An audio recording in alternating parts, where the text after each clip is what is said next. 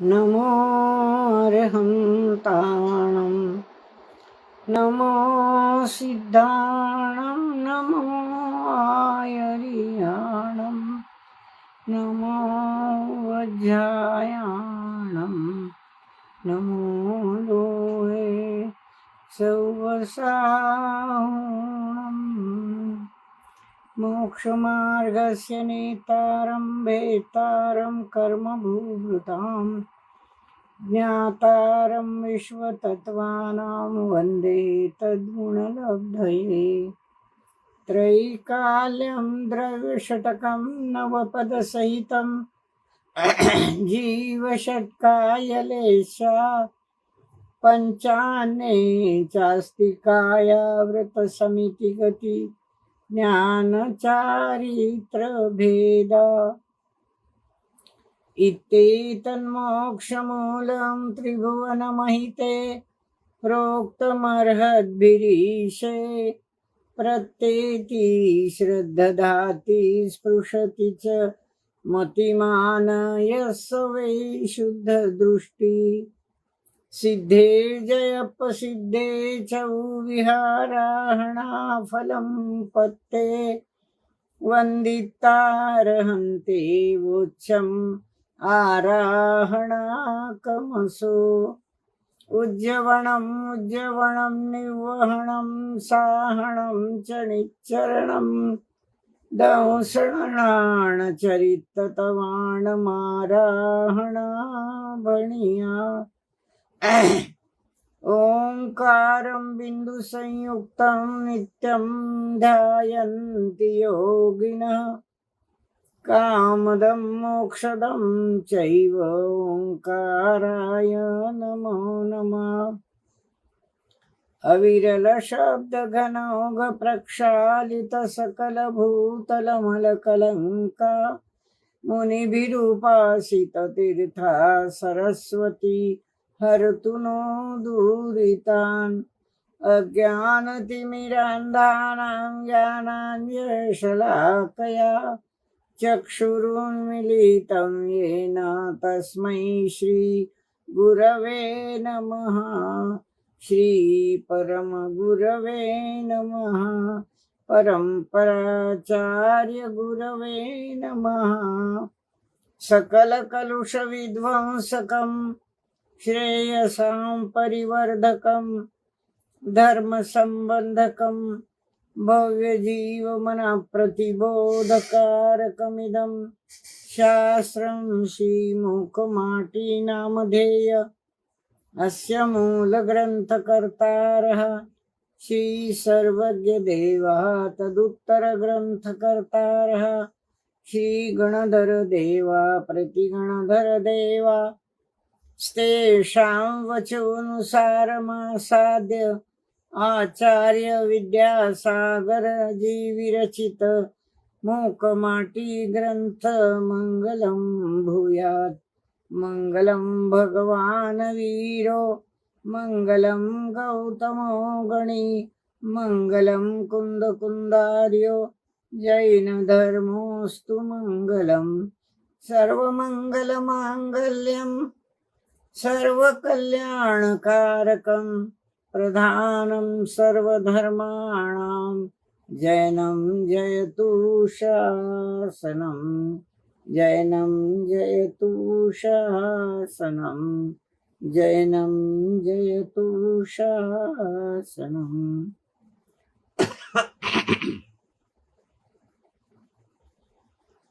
परम पूज्य आचार्य गुरुवर श्री विद्यासागर जी के चरणों में त्रिवार नमोस्तु नमोस्तु नमोस्तु। सभी गुरुजनों के चरणों में त्रिवार नमोस्तु नमोस्तु नमोस्तु। सादरमी बहनों और भाइयों, सस्नेह जय जिनेन्द्र। गत रविवार को हमने देखा था कि सागर ने जो 3 बादल भेजे थे पृथ्वी पर प्रलय लाने के लिए, उन बादलों से काम नहीं बनता देखकर सागर ने राहु को बुलाया, फुसलाया, रत्नों की राशियां उसको भेंट दी और राहु उससे भी आकर्षित होकर यह काम धरती पर प्रलय लाने का काम करने के लिए निकला। राहु कराल काल गाल वाला है, उसके गाल बहुत बड़े बड़े हैं, सूर्य को एक ही ग्रास में निगल ले ऐसी उसकी स्थिति है। अभी हम सब इसका अनुभव करेंगे ही। 4 तारीख को सूर्य ग्रहण आने वाला है। यह एक भौगोलिक स्थिति है, विज्ञान और ज्योतिष के द्वारा सिद्ध ऐसी स्थिति है। परंतु इस आकाशीय स्थिति का अध्यात्म के विवेचन के लिए विशेष रूप से आचार्य श्री ने कैसा बखूबी उपयोग कर लिया है, वो इस अंतिम हिस्से में तीसरे खंड के हम देख रहे हैं। तो राहु अब तत्पर है पृथ्वी पर प्रलय लाने के लिए, और इस प्रकार वह हमने 240 पेज पर हम चल रहे थे कि राहु के इस प्रकार आने से सब ओर आतंक का एक वातावरण फैल गया और सब क्रंदन कर रोने लगे। कोकिल का कंठ भी कुंठित हो गया, यानी बंद हो गया, और सब वन उपवन में, नंदन में, बागीचों में केवल भर भर आया है करुण क्रंदन, आक्रंदन। करुण क्रंदन इसलिए कि अगर इस पृथ्वी पर प्रलय आ गया तो हम सबकी दशा क्या होगी, हमारे भारत में, हमारे धरती माँ की दशा क्या होगी। इस प्रकार सारे क्रंदन करने लग गए। यहाँ तक हमने देखा था। अब हम आगे चलते हैं। काक कोकिल कपोतों में, चील चिड़िया घातक चित्त में, बाघ भेड़ बाज बकों में, सारंग कुरंग सिंह अंग में, खग खरगोशो खलों में, ललित ललाव लजिल लताओं में, पर्वत परमोन्नत शिखरों में, प्रौढ़ पादपों की औपौधों में, पल्लव पातों फलों फूलों में, विरह वेदना का उन्मेष देखा नहीं जाता निमेष भी सो। यहाँ तक थोड़ा देखते हैं। सारे पंछियों के करीब करीब नाम लिए हैं कि इनमें कैसा आतंक भर गया। ये सारी स्थिति देखकर उनको एक क्षण भर भी इस स्थिति का उन्मेष जो है, विरह वेदना का जो उन्मेष है, वो देखा नहीं जा रहा है। किससे विरह हो गया उनका होने वाला है? धरती माँ से उनका विरह होने वाला है। इस कल्पना के साथ ही यह विरह का उन्मेष, भावों का उन्मेष, विरह का उन्मेष, और इस विरह के भावों के, अत्यंत उत्कट भावों के विचारों से उनको यह देखा ही नहीं गया कि राहु सूर्य को निगल रहा है, निगलने वाला है।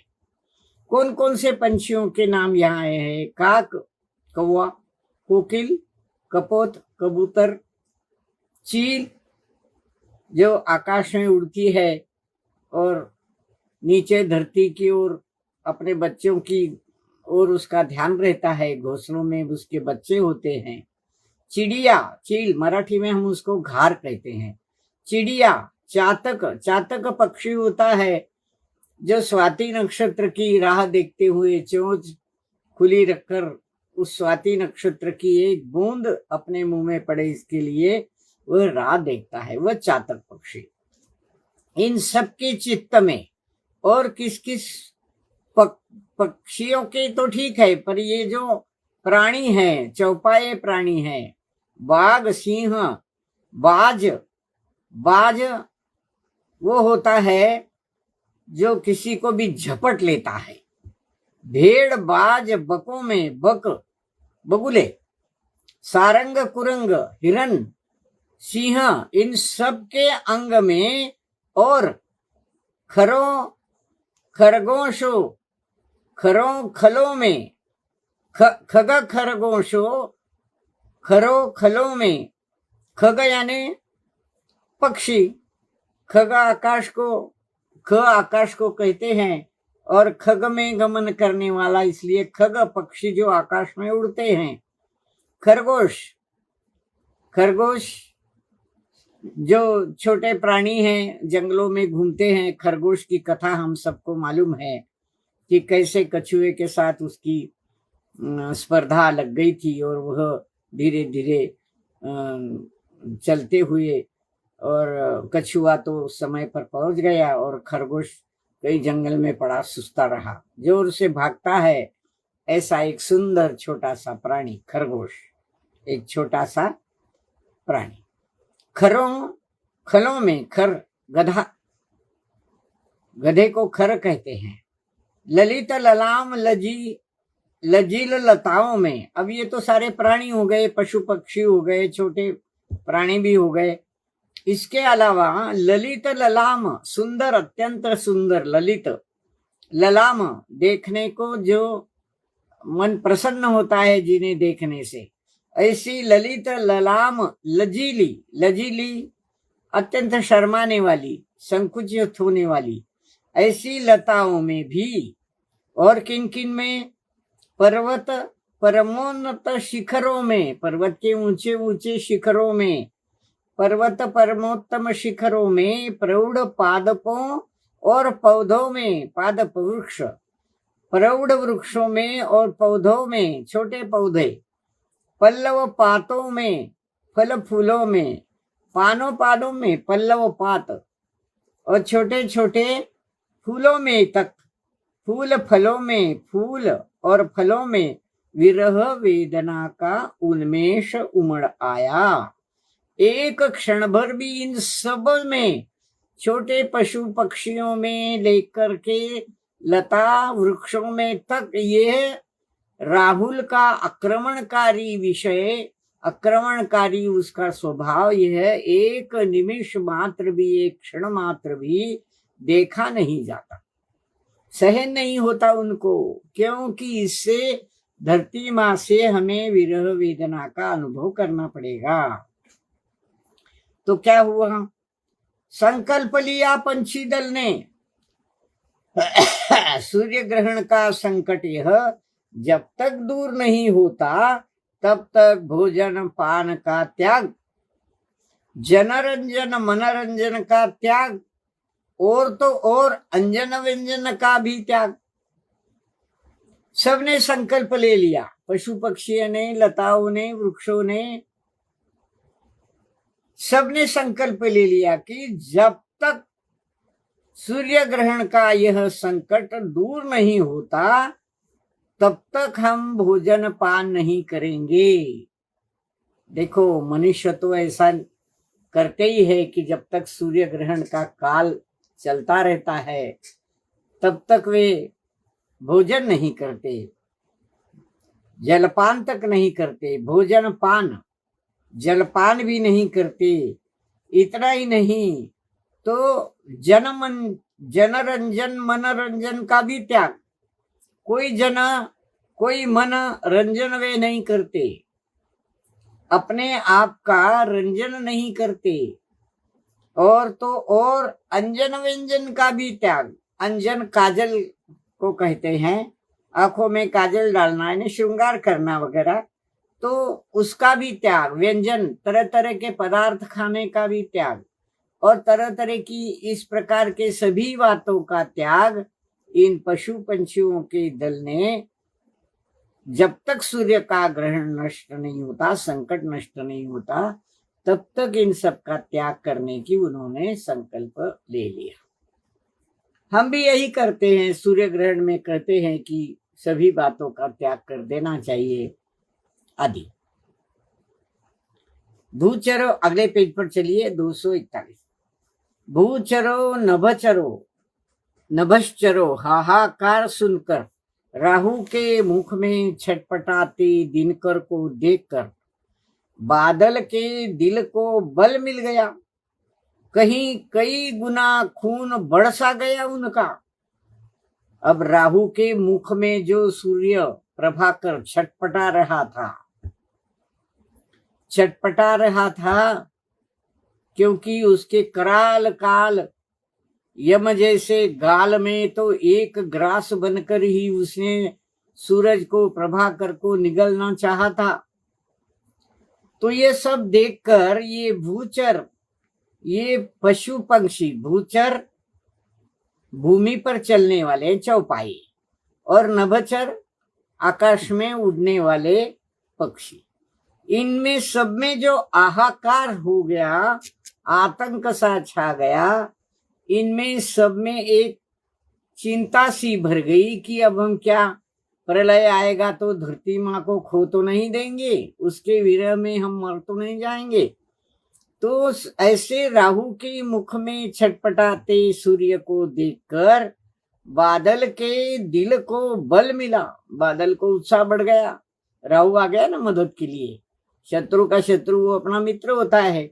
तो बादल के दिल को बल मिला, बादल दिल, कितने शब्द देखिए, और कई गुना खून बरसा गया उनका, बादलों का खून बढ़ गया, कई गुना बढ़ गया, बड़ा उत्साह उनमें आ गया, जैसे उनमें बड़ी ताकत आ गई, खून बढ़ गया, ताकत आ गई। आगे, पर पक्ष के पराभव में ऐसा ही होता है, पर नहीं होना चाहिए, होना नहीं चाहिए। और स्वपक्ष के पराभव में दिल पर दौरा पड़ता है, यह सब जंग की जड़ता है।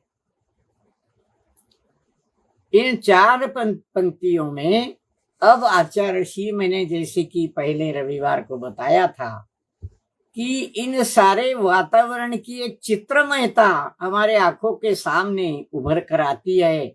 इतनी काव्य क्षमता, काव्य रमणता आचार्य ऋषि के शब्दों में है। यह एक विशेष अनुभूति है उनकी, एक विशेष पात्रता, योग्यता, क्षमता उनमें है कि सारा चित्र काव्य खड़ा कर देते हैं। अब इतना ही नहीं, उसमें से अध्यात्म का रस भी निचोड़ लेते हैं वो, और ये सारा वर्णन पढ़ने के बाद उस अध्यात्म का आस्वाद हम लेंगे, ऐसी भी बात गत रविवार को हुई थी। अब देखते हैं कि क्या निचोड़ा है उन्होंने इस वातावरण से। आदमी का स्वभाव कैसा होता है, पर पक्ष के पराभव में ऐसा ही होता है। कैसा होता है कि शत्रु का पराभव जब अपन नहीं कर सकते तो किसी बलाढ्य शत्रु को बुला लेते हैं और उनके साथ संगठन कर लेते हैं, मेलजोल कर लेते हैं, और जब अपना बल बढ़ जाता है, ताकत बढ़ जाती है, तो फिर शत्रु पक्ष का पराभव निश्चित है, यह समझकर उनमें एक प्रकार की ताकत बढ़ जाती है। तो ऐसे परपक्ष के, यहाँ धरती को परपक्ष कहा है, इन सब के जिनका जिनका वर्णन इसमें आया है, इन सब की दृष्टि में धरती का पक्ष एक परपक्ष है। अब इस परपक्ष का पराभव होगा, ऐसा ही होता है, पर होना नहीं चाहिए। परपक्ष का पराभव होना नहीं चाहिए, धरती का पराभव होना नहीं चाहिए। ये आचार्य ऋषि की एक उत्कट भावना है। क्यों है? क्योंकि जो ये सबको जान लेना चाहिए कि स्वपक्ष के पराभव में दिल पर दौरा पड़ता है। स्वपक्ष के पराभव में दिल पर दौरा पड़ता है, यह सब जग की जड़ता है। जब अपने पराभव की बात आती है, अपने पराभव का अनुभव आता है, तो हृदय पर आघात होता है, हृदयाघात होता है, हार्ट फेल हो जाता है। और यह सब क्या है? इस शरीर की जड़ की, पुद्गल की जड़ता का यह विषय है। यह पुद्गल शरीर, यह जड़ शरीर है, यह चेतन आत्मा से भिन्न है। चेतन जीव को कभी दिल का दौरा नहीं पड़ता और कभी हो ही नहीं सकता, परंतु जड़ शरीर पुद्गल शरीर को दिल का दौरा पड़ता है, स्वपक्ष का पराभव होता देखकर यह जीव नहीं, यह शरीर जड़ शरीर उड़ जाता है, आत्मा को छोड़कर उड़ जाता है, मर जाता है। अब मेघों के वर्षण को कौन रोक सकता है? मेघों के वर्षण को अब कौन रोक सकता है? अब मेघों के हर्षण को कौन रोक सकता है? प्रलयकारिणी वर्षा की भूमिका पूरी बन पड़ी है यथास्थान। यूं कहते माहौल को देखकर, यूं कहते हुए माहौल को देखकर, अभी आचार्य से आगे क्या कहेंगे देखते हैं। हम इतना छंद देख लेते हैं कि जड़ शरीर को दिल का दौरा पड़ जाता है जब अपना पराभव होने की समय आ जाती है। तो आपने कभी सुना है क्रिकेट के खेल में हमारे इंडिया के क्रिकेटर्स जब पराभव के निकट पहुंच जाते हैं तो कईयों को दिल के दौरे पड़ जाते हैं। सब मामला होता है ना धन का, क्योंकि उस पर पैसा लगाया जाता है, तो अपना पैसा अब डूब जाएगा। इस हिसाब से किसी किसी को दिल का दौरा तक पड़ जाता है। और जब इस प्रकार के फाइनल मैच होते हैं, स्पर्धाएं होती है, तो दिल का दौरा पड़ जाता है। स्वपक्ष के पराभव में, परपक्ष के पराभव में ऐसा होता है, पर ऐसा होना नहीं चाहिए। मजबूत होना चाहिए शरीर का काम भी। और यद्यपि परपक्ष यानी अब यहाँ बादलों का पक्ष, मेघा के वर्षण को कौन रोक सकता है? मेघों को जो हर्ष हो गया है उसे कौन रोक सकता है? प्रलयकारिणी वर्षा की भूमिका पूरी बन पड़ी है यथास्थान। प्रलयकारिणी वर्षा की भूमिका उन 3 बादलों में अब पूरी बन पड़ी है। धमाधम घनघोर मूसलाधार वर्षा होने जा रही है। यूं कहते हैं माहौल को देखकर, इस माहौल को देखकर कि अब मेघ खूब बरसने वाले हैं, बरस रहे हैं और धरती पर प्रलय आने वाला है। इस माहौल को देखकर कहने लगे, जब हवा काम नहीं करती तब दवा काम करती है, और जब दवा काम नहीं करती तब दुआ काम करती है। परंतु जब दुआ भी काम नहीं करती तब क्या रहा शेष? ये किसकी बात है? इस सारे वातावरण में ये सारे पशु पंछी लताएं वृक्ष, सारी धरती पर पलने वाले जीव जंतु सब, जिनको ज्ञान है इतना क्यों न हो, भरा क्यों न हो, ये सब डर से गए हैं, भय से, आतंक से, डर से गए हैं। और दिल का दौरा जब पड़ता है तब डॉक्टर कहते हैं लंबी लंबी सांस लो, वो करो, प्राणायाम करो, कपाल भारती करो, ये करो, वो करो, और हृदय की गति तेज कर लो, हवा लो, शरीर में जोर जोर से हवा लो। और इस प्रकार डॉक्टर भी इस हवा लेने के यंत्र को, हृदय की गति को बढ़ाने के लिए दबा दबा कर उसे हवा लेने के लिए बाध्य करते हैं। श्वसन की क्रिया से संबंधित ये बातें हैं। परंतु हवा भी अब काम नहीं कर रही, तो फिर दवा दी जाती है, इंजेक्शन दिए जाते हैं।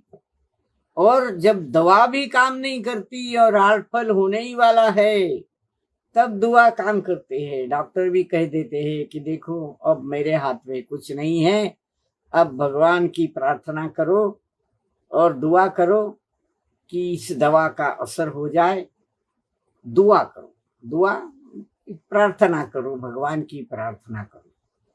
तो इस प्रकार यह सब देखकर धरती के पशु पक्षी लताएं वृक्ष, सब लोग, सब जीव डर से गए हैं और वे सांस लेने लगे हैं। एक घबराहट की सांस, परंतु सांस काम नहीं कर रही है, दवा भी काम नहीं कर रही है, दुआ भी काम कर नहीं रही है। दुआ तब काम आती है, सब प्रार्थना करते हैं भगवान ये बच जाए, हे भगवान ये बच जाए, परंतु दुआ भी कभी कभी काम नहीं करती, जो होना है होकर रहता है। जब दुआ भी काम नहीं करती, अब क्या शेष रहा है? बाकी तो कुछ नहीं बचा। अब क्या होने वाला है? उस जड़े शरीर का अंत ही होने वाला है। 242 पेज पर चलते हैं। कौन सहारा? सुनो, दृढ़ा ध्रुवा संयमा आलिंगिता, यह जो चेतना है स्वयंभुआ काम करती है। यूं सोचती हुई धरती को विनय अनुनय से कहते हैं कण कण ये, विनय अनुनय से कहते हैं कण कण ये। अब कोई सहारा नहीं रहा, ऐसे समय सुनो, आचार्य श्री हमें बता रहे हैं डरो मत। दृढ़ा ध्रुवा संयमा आलिंगिता, यह जो चेतना है, जैसा कि गत रविवार को हमने बात की थी कि आचार्य श्री इसमें से मक्खन निकालने वाले हैं। अध्यात्म का मक्खन, आत्म स्वरूप का मक्खन, चेतना स्वरूप का मक्खन, चैतन्य की शक्ति का। समय सार के अंत में आत्मख्याति टीका में अमृत चंद्राचार्य ने 47 शक्तियों का वर्णन किया है, परंतु ऐसी अनंत शक्तियों का पिंड है ये आत्मा, अनंत शक्तियों का पिंड है आत्मा, और वो सारी शक्तियां उसकी स्वयंभू काम करने वाली है। वो चेतना, वो चैतन्य, वो उसका प्रकाश, उसकी ताकत इतनी है कि वह स्वयंभू अपने आप काम करने लग जाती है। स्वयंभू कहते हैं कि वो भूगर्भ में से मूर्तियां निकलती है ना, स्वयंभू मूर्तियां अपने आप निकलती है, अपने आप इशारा करती है। स्वयंभू, स्वयं ऊपर आ जाती है, दिखाई देती है। तो जमीन में गड़ी हुई मूर्तियां स्वयंभू कहलाती है। ये स्वयंभू है चेतना, अंदर से निकली हुई है। शुद्धात्मा के ध्रुव स्वभाव से, द्रव्य स्वभाव से, ध्रुव में ध्रुव से चैतन्य, ये अंदर से निकली हुई बात है, स्वयंभू है। और कैसी है ये चेतना? इसका सहारा है हमें, डरो मत। ये कैसी है? दृढ़ा है, दृढ़ शक्ति है इसकी। अनंत शक्तियों के पिंड में ये दृढ़ शक्ति है। यह कभी बदलने वाली नहीं, कभी हिलने वाली नहीं, अचल है, अपने जगह पर पक्की है, ध्रुव है, हिलती नहीं है, कहीं जाती नहीं है, अपनी स्थिति को छोड़कर, अपनी अवस्था को छोड़कर, शाश्वत स्वभाव को छोड़कर। यह संयमा है, संयमा है, संयम को पालने वाली है। इसके पास संयम है, ये संयम से सारी बातें ठीक कर देती है। ये संयमा चेतना शक्ति आलिंगिता है। किसका आलिंगन करती है? ये संयम का आलिंगन करती है। संयम जो आत्मा की शक्ति है, संयम, इस शक्ति का, संयम का वह आलिंगन करती है। संयम हम व्यवहार में भी कहते हैं कि जरा भी डरता नहीं, बहुत संयम है उसमें, सब सह लेता है, सब कुछ संकटों को सहने वाला संयमी, ऐसा व्यवहार में हम उसका अर्थ करते हैं। यहाँ भी ये चेतना सब संकटों को सहने के लिए तैयार है, स्वयंभुआ है ना। आत्मा से चेतना का जो संबंध है वह शाश्वत है, अखंड है, अभेद्य है, अमूर्त है। कई गुण है उसमें, अनंत गुणों के भंडार में ये चैतन्य शक्ति सबसे ऊंची शक्ति है। हम तो 4 ही गुण बताते, ज्ञान, दर्शन, वीर्य, सुख, आनंद वगैरह। तो ये चेतना शक्ति स्वयंभुआ काम करती है, अपने आप उसकी ताकतें उछल कर ऊपर आ जाती है। यूं सोचती हुई वह धरती को अनय विनय अनुनय से कहती है, कण कण ये। प्रत्येक धरती के कण में चैतन्य का, कण कण में, जीव जीव में, यूं कहिए, यहाँ जड़ कण की बात नहीं है। यहाँ प्रत्येक जीव के कण कण में, अगणित गुणों के कण कण में, ऐसा समझिए। ये अगणित गुणों के कण कण में ये सोचकर ये चैतन्य शक्ति धरती को कहती है, अत्यंत विनय पूर्वक, अत्यंत अनुनय से कहती है। क्या कहती है? ये जिनवाणी है, ये जिनवाणी है। ये जिन भगवान का, तीर्थंकर का, अरिहंत भगवान का, उनके मुख से निकली दिव्य ध्वनि का ये आदेश है, ये उपदेश है। क्या कहती है जिनवाणी? ये कणों के रूप में, ये कणों के रूप में, यहाँ वे एक धूलिकण के रूप में अर्थ मर्यादित नहीं है। ये जड़ जीव, जो शरीर है उसका भी कण कण, और चैतन्य का भी कण कण। क्या कहता है ये जिनवाणी माँ? क्या कहती है? माँ के मान का सम्मान हो। इस एक ही पंक्ति में बहुत कुछ कह दिया है आचार्य ऋषि ने। माँ के मान का सम्मान हो। माँ जिनवाणी के एक एक शब्द का, एक एक अक्षर का सम्मान हो, उसका कोई अविनय नहीं कर पाए। कितनी बड़ी बात है। माँ के मान का सम्मान हो। राघव वंश के अंश है ये, लाघव वंश के प्रशंसक भी, परंतु हम के संस्कार से संस्कारित गारव वंश के ध्वंसक है माँ। गारव वंश के ध्वंसक है माँ। हे माँ, हे धरती माँ, यहाँ शब्दार्थ अगर लेंगे तो धरती माँ की बात करेंगे। हे धरती माँ, तुम्हारे मान का सम्मान हो। ये कण कण चेतना जो है वो बता रही है। क्यों? कि ये सब अंश, कण कण के अंश अंश राघव वंश के अंश है। राघव श्री राम को कहते हैं, आप जानते हैं सभी। राघव वंश के अंश है ये। राघव का नाम क्यों दिया? राघव अपने माता पिता की आज्ञा का पालन करने 12 वर्ष तक वनवासी हुए। उस राघव वंश के जो अपने माता का सम्मान करता था, पिता का सम्मान करता था, उसकी रक्षा करता था, उस राघव के वंश के ये अंश है धूलि के कण कण। ये धूलि के कण कण राघव वंश के अंश है। माँ की मान के मर्यादा रखने वाले, माँ के मान का सम्मान करने वाले हैं।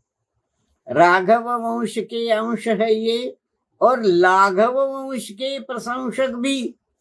लाघव वंश नम्रता, मीठे वचन, हित मित प्रिय वचन के ये प्रशंसक भी है।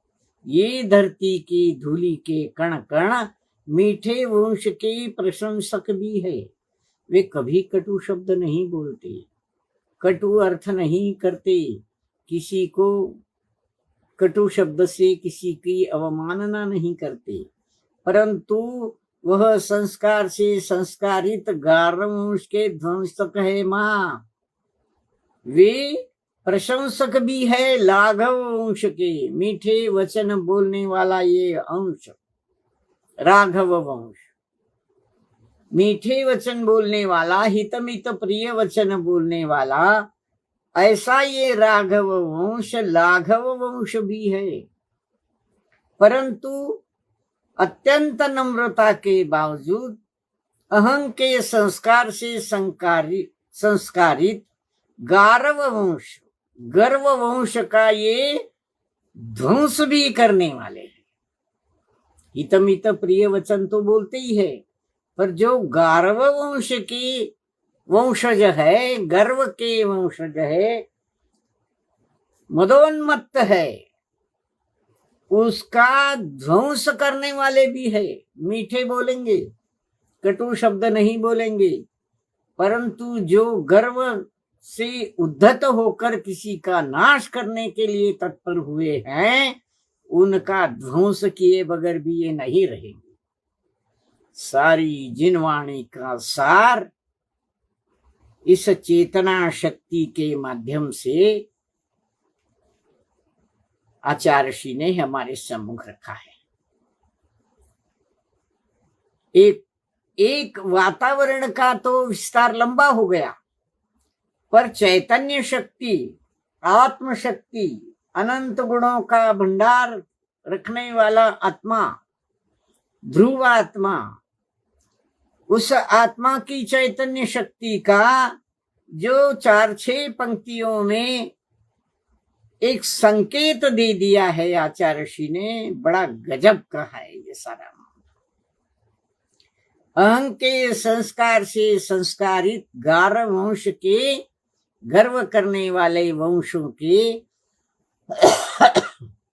जो गर्वों से मदोन्मत्त है, उनका ध्वंस करने के लिए भी ये कभी नहीं चूकेंगे। अब ये गारव वंश के ध्वंसक है, ध्वंस करने वाले कौन है? गारव वंश, मदोन्मत्त, सदैव दूसरों का नाश करने की सोचने वाले। यहां वो गारव वंश है मिथ्या भाव। सारे मिथ्या भाव, सारे गलत भाव जो आत्मशक्ति का परिचय नहीं कराने देते या नहीं करते, बल्कि आत्मशक्ति से अपने भावों को दूर ले जाते हैं, ऐसे गारव वंश के, मतलब मिथ्यात्व के ध्वंस करने वाले हैं ये सारे।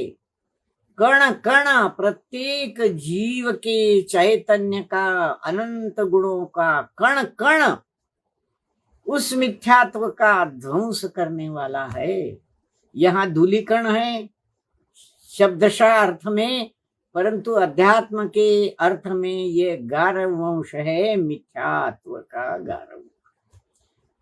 जो मिथ्यात्व का पल्ला पकड़ लेते हैं और उसी को सर्वश्रेष्ठ समझते हैं, ताकतवर समझते हैं, और हमेशा सम्यक्त्व का नाश करने के लिए तत्पर हो जाते हैं, वो सम्यक्त्व के नाश करने के लिए तत्पर जो है वो गारववंशी है, गर्व है, मदोन्मत है। विध्वंस करने के लिए ये चेतना शक्ति और उसके गुण ही मजबूत है। वे कभी ऐसा नहीं होने देंगे, ऐसा नहीं होना चाहिए। खुल्लम खुल्ला बात कर देते हैं आचार्य श्री कभी कभी। तो अहं के संस्कार से संस्कारित ऐसे गर्व के वंश के ये धूली कण भी ध्वंसक है। ये चेतना के, जीव के गुणों के एक एक अंश उसका मिथ्यात्व का ध्वंस करने वाले हैं, हुए, हो रहे हैं और होंगे। जिस वंश में हंस परम हंस, उस वंश की स्मृति विस्मृत न हो मां, उस वंश की स्मृति विस्मृत न हो मां। वंश परंपरा की परिचर्या करने दो इसे, मात्र परिचर्चा ही रहने दो उसे, श्रम की भावना रही जो। ऐसे ये जीव शक्ति के, आत्मशक्तियों के, अनंत गुणों के, चेतना के कण कण में ये सारा गारव वंश का ध्वंस हो रहा है, होता आया है और होगा। क्यों हो?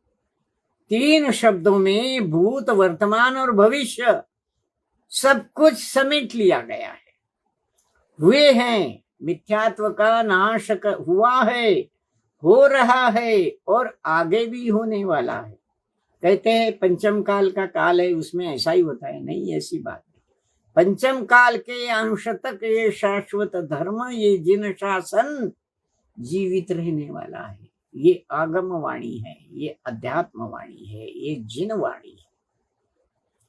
इस वंश में हंस परमहंस, उस वंश की स्मृति विस्मृत न हो मां। हे धरती मां, वो धूलिकण धरती मां को कहते हैं, हे धरती मां, जिस वंश में इस प्रकार गर्वोद्धतों का नाश करने की क्षमता है, शक्ति है, उस वंश में हंस परमहंस, उस वंश की स्मृति तुम कभी विस्मृत मत होने देना, डरना मत। हम है ना, हम है अभी। वंश परंपरा की परिचर्या करने वाले हम है अभी। कौन सा वंश है ये जिसकी स्मृति विस्मृत न हो मां? ऐसा धूलिकण धरती को कहते हैं, आश्वासन दिला रहे हैं। भूत वर्तमान भविष्य में उस हंस परमहंस की वंश की स्मृति विस्मृत न हो मां। ये हंस परमहंस है हमारी आत्मा, हमारा चेतन, हमारा ध्रुव स्वभाव। उसकी अपनी एक परंपरा है, वंश विस्तार है। अरिहंतों से लेकर गणधरों से लेकर आचार्यों की एक परंपरा चलती आई है। वह परंपरा इस गर्वोद्धतों का नाश करने में सक्षम है। इन गर्वोद्धतों का ध्वंस करने में वे बिल्कुल ताकतवर है। उसको मत भूलो, वो स्वयंभुआ है, वो चेतना है, वो अपना काम खुद करती है। तुम चिंता ही मत करो, आएगी, बराबर आएगी। और ये सारा जो वातावरण है उसको नष्ट कर देगी, ध्वंस कर देगी। ऐसी गर्वोद्धतों की भूमिका को नष्ट करने के लिए ये चेतना शक्ति तत्पर है। ऐसा आश्वासन इस जिनवाणी मां को यह जीव का कण कण, गुणों का कण कण, चेतना का कण कण आश्वासन देता है। उस परमहंस की, हंस का नाम क्यों लिया आचार्य ऋषि ने? आप जानते हैं कि वो जो होता है राजहंस, उसके सामने दूध पानी मिला के रखो तो नीर क्षीर विवेक से न्याय से, नीर क्षीर विवेक न्याय से वह दूध तो सोख लेता है, पानी फेंक देता है, छोड़ देता है। उस परमहंस को जो दूध प्राशन करता है, जो सत्य का प्राशन करता है, शाश्वत मूल्यों को प्राशन करता है, उसे मत भूलना मां। उनकी चेतना कार्यरत होगी होगी होगी, भविष्य में भी होगी, आज भी हो रही है, भूतकाल में भी होती आई है। एक परंपरा से वो चलती आई है आज के आचार्यों तक। उसका तुम विस्मरण मत करो मां। वंश परंपरा की परिचर्या करने दो इसे। अपने अपने वंश की परिचर्या, वंश परंपरा की रक्षा करने दो उस कण कण को। हे धरती मां, धूलिकण कहते हैं धरती मां को, उस वंश की परंपरा चलने दो मां, करने दो उनको। तुम चिंता मत करने दो इसे। मात्र परिचर्चा रहने दो उसे। जो परिचर्चाएं चल रही हैं, बादल ऐसा करेंगे, राहु ने प्रभाकर को निगल लिया एक ग्रास में, सारे धरती पर अंधकार फैल गया, पशु पक्षी लताएं वेली जितने भी थे वे सब आतंकित हो गए, डर गए भय से। और क्या होगा, धरती पे प्रलय आ गया तो हमारी रक्षा कौन करेगा? ए धरती मां, वो परमहंस तुम्हारी रक्षा स्वयं करेगा। वो चेतना शक्ति, वो गुणों के कण कण तुम्हारी रक्षा करेंगे। तुम बिल्कुल उन्हें विस्मृत मत होने देना। विस्मृत हो गई तो क्या होगा? उनको भूलेंगे तुम तो क्या होगा? निराशा से ग्रस्त हो जाओगे, हार्ट फेल हो जाएगा। इस प्रकार की बड़ी सुंदर कल्पनाएं इस सारे वातावरण की भूमिका के माध्यम से आचार्य ऋषि ने हमारा यहाँ ज्ञान नेत्र खोल दिए हैं। रहने दो उसे, चलने दो परिचर्चाएं जितनी चलती है, डरनो मत उनसे। ये ठीक है या नहीं, वो ठीक है या नहीं, निश्चय क्या होता है, व्यवहार क्या होता है। व्यवहार निश्चय बिना नहीं होता, निश्चय व्यवहार बिना नहीं होता। और भी कई बातें हैं। आजकल तो एक नया फंडा निकला है, कुंद कुंद को ही वो निकाल कर फेंक रहे हैं, जिनवाणी से जला दिए, कुएं में डाल दिए, नदी में प्रवाहित कर दिए। यहां तक तो हो गया था, सारा बुला दिया था हमने। पर अब तो कुंद कुंद ही नहीं है, उनकी गाथाएं भी गलत है, ये सब गलत है। ऐसी गर्वोद्धत भूमिका का ध्वंस कौन करेगा? ये राजहंस की परंपरा करेंगी, वो जो तुम्हारे चेतना में शाश्वत रूप से बह रहा है, दूध चुग रहा है, दूध पी रहा है, उसका पीवन कर रहा है। हे मां, तुम डरो मत, उस वंश विस्तार का तुम विस्मृत मत करो उसे। रहने दो परिचर्चा जितनी चलती है चलने दो। श्रम का भाजन है ये सारा, बिना काम से श्रम कर रहे हैं ये परिचर्चाएं करने वाले। ये ठीक है कि वो ठीक है, ये द्रव्य दृष्टि है कि पर्याय दृष्टि, ये यूं है कि यूं है, चल रही है चर्चा। जयपुर खानिया चर्चा, ये चर्चा, वो चर्चा, विद्वानों की चर्चा, जूम मीटिंग, क्या क्या नहीं चल रहा है। चलने दो। क्या होता है इससे? जब तक तुम्हारी चेतना में स्वयंभू ताकत है तब तक कुछ नहीं बिगड़ने वाला, भूत वर्तमान भविष्य तक नहीं बिगड़ने वाला। श्रम का भाजन कर रही है परिचर्चा, बिना कारण का श्रम कर रही, करने दो, उनकी वो जाने। तुम तो उस परंपरा को विस्तृत मत करो मां। बड़ा ये सारा पढ़कर एक उत्साह सा भर जाता है मन में, एक उमंग भर जाती है।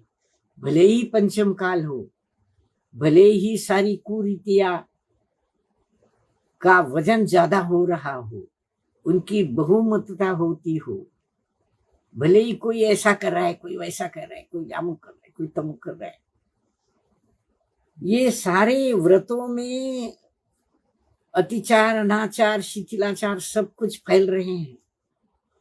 चलने दो, शाश्वत तत्व का कुछ नहीं बिगड़ने वाला। इस चेतना के मूल में, कण कण में इतनी शक्ति है, इतनी ताकत है कि जो करेगा वो उसका परिणाम भुगतेगा। इस प्रकार की एक भूमिका लेकर आचार्य श्री यहाँ उतरे हैं। और ये भी कुछ सालों पहले की बात है, आज की बात नहीं, क्योंकि देखते आए हैं ना, बढ़ ही रहा है दिन पर दिन, ये अतिक्रम व्यतिक्रम सब बढ़ रहे हैं। सरस भाषण की अपेक्षा निरस भोजन ही आज स्वादपूर्ण स्वास्थ्य वर्धक लग रहा है इसे। इस परिचर्चा को निरस भोजन ही बड़ा स्वादपूर्ण लग रहा है। सरस भोजन में स्वाद नहीं है उन्हें, सरस भाषण की अपेक्षा। सरस भाषण, रसपूर्ण, शाश्वत चर्चा करने में रस आता है। इस आत्मा के स्वभाव को जानने में रस आता है, उसके गुणों का बखान वर्णन करने में रस आता है। समय सार पढ़ने में, प्रवचन सार पढ़ने में, नियम सार पढ़ने में और इस प्रकार के कई अत्यंत शाश्वत तत्वों से भरे हुए ग्रंथों को पढ़ने में जिन्हें रस आता है, उनकी बात अलग है। परंतु जो गर्वोद्धत है, निरस भोजन कर रहे हैं, उस रस का स्वाद नहीं लेना चाहते और बिना ऐसे शाश्वत तत्वों के रस वाला ही भोजन करने में उन्हें आनंद आ रहा, और निरस भोजन आज उन्हें स्वादपूर्ण लग रहा है स्वास्थ्य वर्धक लग रहा है इस परिचर्चा को, ये निरस भोजन स्वास्थ्य वर्धक लग रहा है। अपनी जीत हो रही है, अपना बहुमत बढ़ रहा है, अपनी ताकत बढ़ रही है, हम जो कहते हैं वो सही है।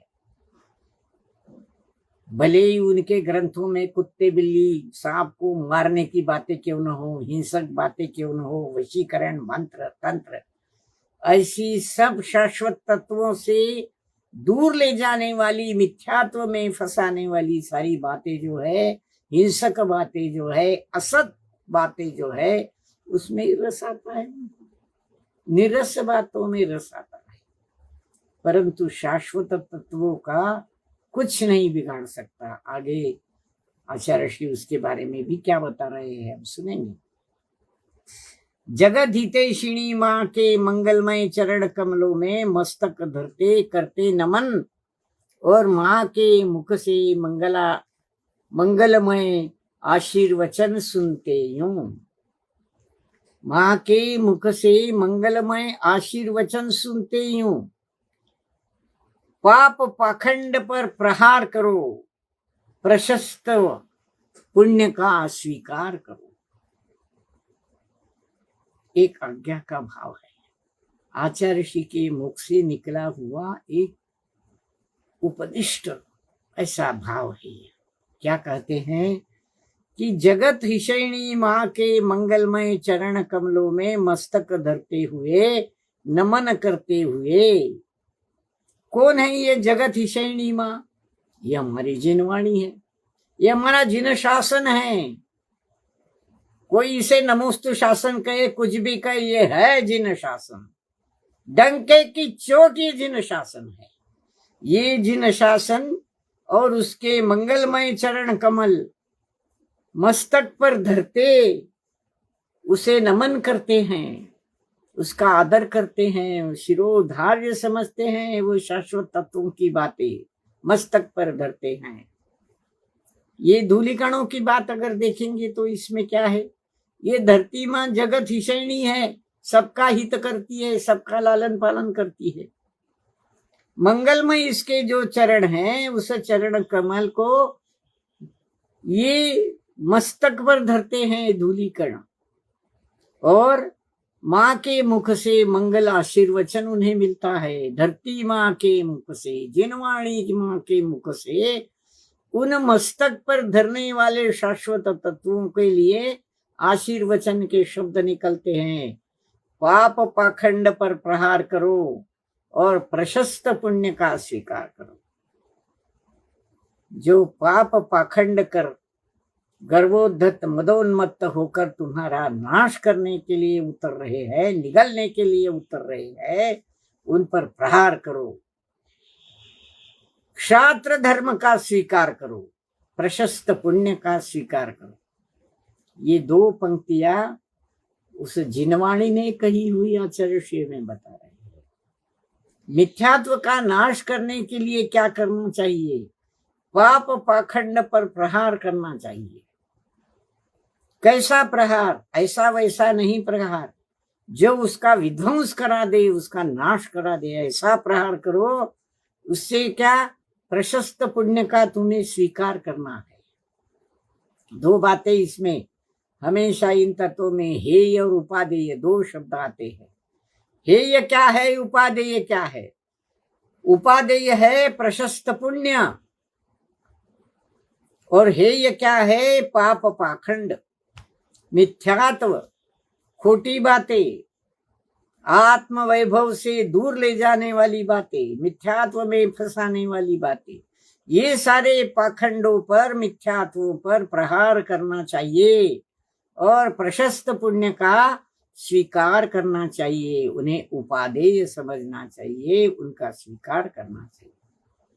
पाप पाखंड पर प्रहार करना पाप नहीं है, पुण्य का मार्ग है। वाह, किसी ने कही नहीं ये बात आज तक। पाप पाखंड पर प्रहार करना प्रशस्त पुण्य का स्वीकार करना है। एक मेरे गुरु, मैंने उनको पूछा था, थोड़ा सा विषयांतर करती हूँ, मैंने उनको पूछा गुरुदेव मेरी शंका का समाधान करें, मेरे मन में जो द्वंद्व चल रहा है उसका समाधान करें। उन्होंने कहा पूछो। मैंने पूछा उनको, मैं जो कार्य कर रही हूँ धर्म मंगल के माध्यम से जो भी अतिचार अनाचार शिथिलाचार हो रहा है उस पर मैं कठोर प्रहार कर रही हूँ, और लोग कहते हैं ये मुनि निंदा है, इससे पाप लगेगा, तुम नरक में जाओगी, ये करो वगैरह वगैरह। मैं अपने बारे में कुछ बीच में ही कह रही हूँ, इसलिए गुरुदेव मुझे क्षमा करें। परंतु यही भाव उन्होंने भी मुझे कहा था, इसलिए मुझे उनकी याद आ गई और उनके स्मृति कमलों में मैं बार बार बार वंदना करती। गुरुदेव को कहा, क्या ये मैं जो मुनि निंदा तथा कथित कर रही हूँ, मैं पाप का बोझ लाद रही हूँ? क्या नरक का मार्ग खुलेगा मेरे लिए? उन्होंने कहा, तुम्हें किसी व्यक्ति से द्वेष है क्या? उस फला फला व्यक्ति से द्वेष है क्या? नहीं।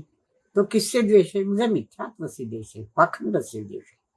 तो तुम प्रहार किस पर कर रही हो? पाखंड पर कर रही हो कि उस व्यक्ति पर कर रही हो? मैंने कहा, मैं पाखंड पर कर रही हूँ, मिथ्यात्व पर कर रही हूँ।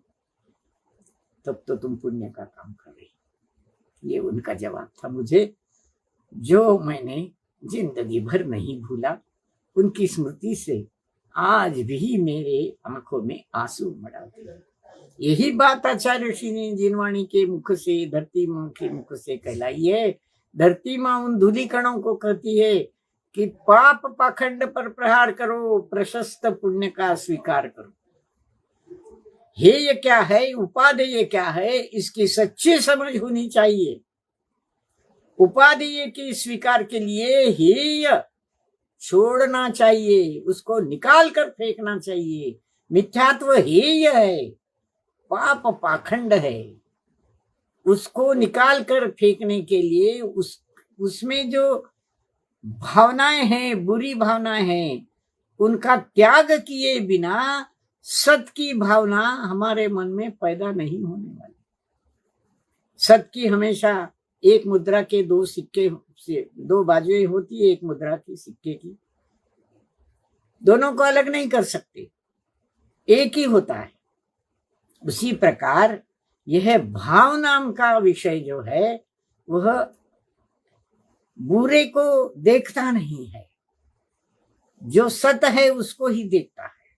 इस प्रकार पाप पाखंड पर प्रहार करना हेय है, उस पर प्रहार करने में कोई पाप नहीं लगता, और प्रशस्त पुण्य का स्वीकार करना उपादेय है, स्वीकार्य है।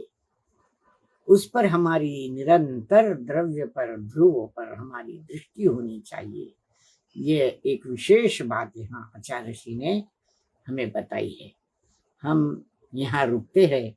बड़ी सुंदर बातें इस सारे तीन बादलों के सागर की दुष्ट वृत्ति से, तीन बादलों के, तीन बदलियों के पहले तो, फिर तीन बादलों के, फिर राहु के माध्यम से वातावरण पर पड़ता प्रभाव, फिर धरती माँ की स्थिति, फिर धरती के शरीर पर, उसके अंग अंग पर पलने वाले जीव अजीव सभी, उनके कण कण में जो शाश्वतता जगाई है इनके माध्यम से, वो अध्यात्म गजब का है, बेजोड़ का है। ऐसा कोई महाकाव्य, कोई खंड काव्य हो तो बताइए। हिंदी के एमए की परीक्षा देते समय हमने कामायनी पढ़ी थी, और सर्वश्रेष्ठ महाकाव्य के रूप में उसको प्रस्तुत किया जाता है, या और भी इस प्रकार के कुछ महाकाव्य है। पर जो अध्यात्म मूक माटी में भरा हुआ है, उसको खोलने पर, उसको सोचने पर, उसको समझने पर, उसको स्वीकारने पर अंतर बाह्य परिवर्तन नहीं आया तो मैं आपको जो चाहे वो सजा मुझे दीजिए। आचार्य ऋषि, मेरे सारे गुनाह, मेरे सारे अपराध मुझे क्षमा करे, सारे गुरुजन मुझे क्षमा करे। बहन और भाइयों, सस्नेह आप मेरे अंतर मन को, अंतर पीड़ा को, अंतर यात्रा को समझ ले, यही भावना भाती हूँ। ये सब बातें मेरे ज्ञान में सतत सतत निरंतर रहे, और शाश्वत तत्व का मैं कभी विस्मरण नहीं होने दूं। यही भावना आपके भी मन में उदित हो। इसी शुभ भावना के साथ हे ये उपादेय की चर्चा के इस विषय पर मुझे विराम दीजिए। अगले रविवार को फिर मिलेंगे। नमोस्तु भगवान, नमोस्तु गुरुदेवों। जय जिनेन्द्र बहनों और भाई। या वाणी के ज्ञान से सूझे लोकालो, सो वाणी मस्तक सदा देखो।